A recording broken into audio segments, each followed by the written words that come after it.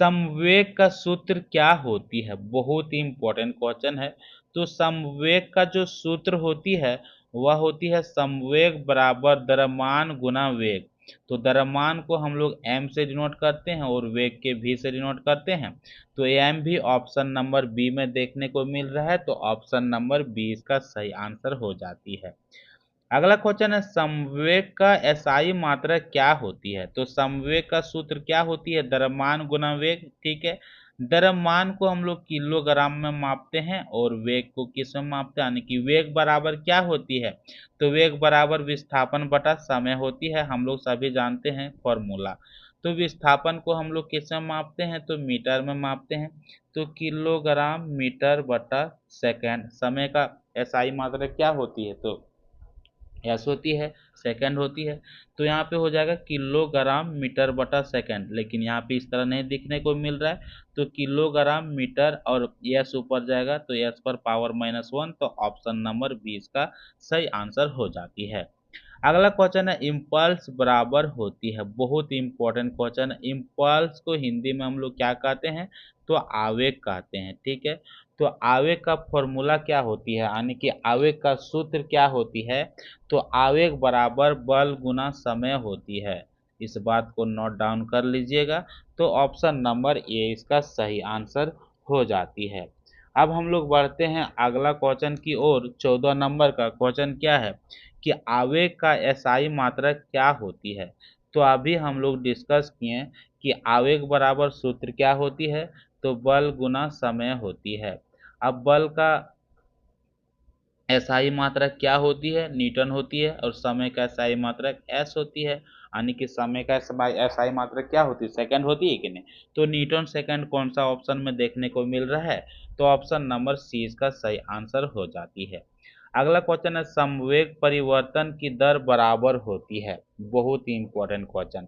तो संवेग परिवर्तन की दर बल के बराबर होती है, तो ऑप्शन नंबर सी इसका सही आंसर हो जाती है।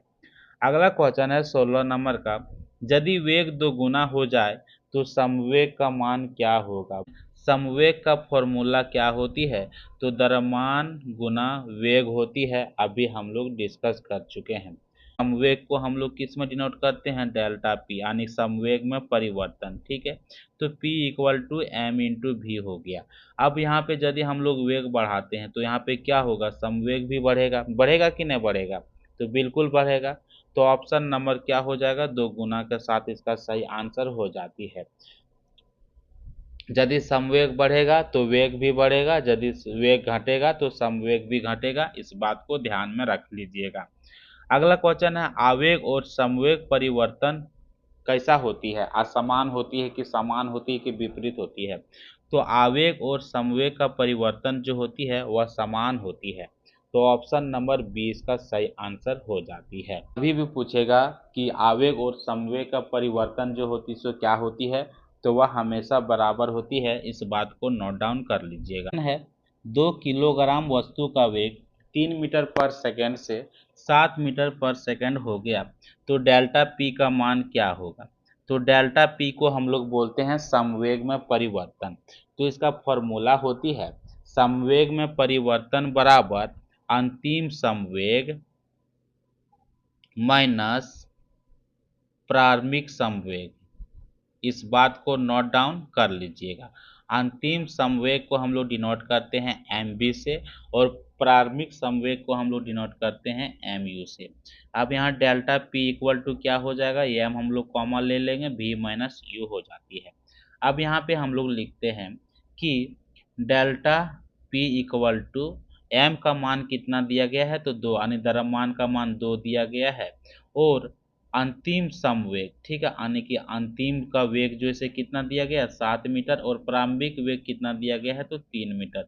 तो यहाँ पे यदि हम लोग घटाएंगे तो 7 में 3 गया तो 4, यहाँ 2 से मल्टीपल होगा तो 8 किलोग्राम मीटर पर सेकंड इसका सही आंसर हो जाती है। तो ऑप्शन नंबर सी इसका सही आंसर हो जाती है।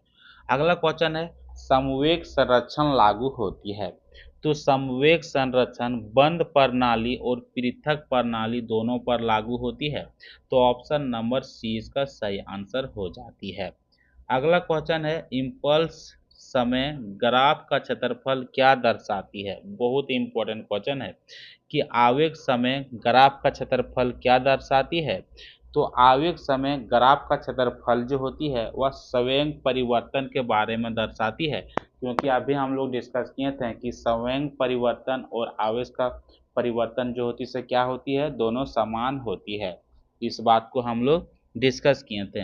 अगला क्वेश्चन है घर्षण निर्भर करती है, बहुत इंपॉर्टेंट क्वेश्चन है। तो घर्षण जो है सो एक प्रकार का बल है। तो घर्षण बल सतह की प्रकृति जैसे कि खुरदरापन हो गया, चिकनाई हो गया, और अभिलंब बल मतलब वस्तु की भार पर निर्भर करती है। तो सतह की प्रकृति और अभिलंब बल यानी कि वस्तु की भार पर निर्भर करती है। तो ऑप्शन नंबर 20 का सही आंसर हो जाती है।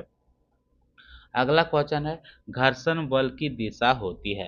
तो घर्षण बल जो होती है वह हमेशा गति की विपरीत दिशा में लगती है। तो ऑप्शन नंबर 20 का सही आंसर हो जाती है। घर्षण का एसआई मात्रक क्या होती है? तो घर्षण का एसआई मात्रक जो होती है वह क्या होती है? तो घर्षण एक प्रकार के क्या होती है, बल होती है, और बल का एसआई मात्रक क्या होती है? तो न्यूटन होती है। तो ऑप्शन नंबर ए इसका सही आंसर हो जाती है। अगला क्वेश्चन है घर्षण गुणांक का मात्रा क्या होती है? बहुत ही इंपॉर्टेंट क्वेश्चन है कि घर्षण गुणांक, स्थिति घर्षण गुणांक और गतिज घर्षण गुणांक, इसका कोई एसआई मात्रक नहीं होती है। तो इस बात को नोट डाउन कर लीजिएगा, क्वेश्चन यहीं से पूछा जाता है। अगला क्वेश्चन है घर्षण कम करने के लिए क्या होती है? तो घर्षण कम करने के लिए सतहों को चिकना करना पड़ता है, या स्नेहक जैसे तेल या ग्रीस का उपयोग करते हैं, या फिर बॉल बोरिंग का भी उपयोग करते हैं। तो ऑप्शन नंबर 20 का सही आंसर हो जाती है। अगला क्वेश्चन है 5 kg द्रव्यमान पर 10 न्यूटन बल लगे तो त्वरण का मान क्या होगा? तो बल इक्वल टू m इंटू ए होती है।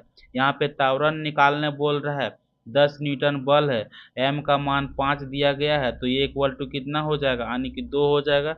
तो ऑप्शन नंबर 2 मीटर पर सेकंड स्क्वायर इसका सही आंसर हो जाता है।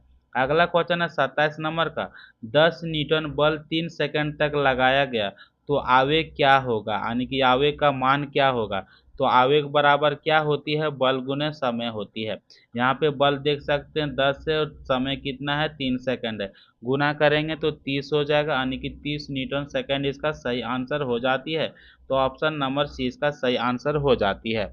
अगला क्वेश्चन है 4 किलोग्राम वस्तु का वेग 2 मीटर पर सेकंड से 6 मीटर पर सेकंड हो जाती है, तो डेल्टा पी का मान ज्ञात करें।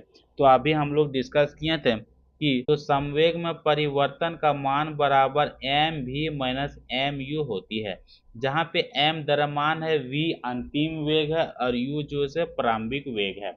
यहाँ पे हम लोग एम क्या करते हैं, कॉमा करते हैं, तो वी माइनस यू इसका निकाल कर आती है। तो डेल्टा पी का मान हम लोग को ज्ञात करना है। एम के मान यहाँ पे 4 दिया गया है, 6 में से 2 जाएगा तो यहाँ पे कितना 4 बचेगा, तो कितना हो जाएगा, 4 चौके 16 हो जाती है। तो ऑप्शन नंबर सी इसका सही आंसर हो जाती है। लेकिन यदि यहाँ पे ऑप्शन में 16 दिया 20 दिया गया है, और यदि पे यहाँ एक 16 और दे दिया रहता और वहाँ पे दिया रहता 16 kg मीटर पर सेकंड, तो ऑप्शन नंबर कौन सही होता, तो 16 kg मीटर पर सेकंड सही होता। तो इस बात को ध्यान में रखिएगा। तो अब हम लोग मिलते हैं नेक्स्ट वीडियो में, और नेक्स्ट वीडियो हम लोग स्टार्ट करेंगे 29 नंबर क्वेश्चन से।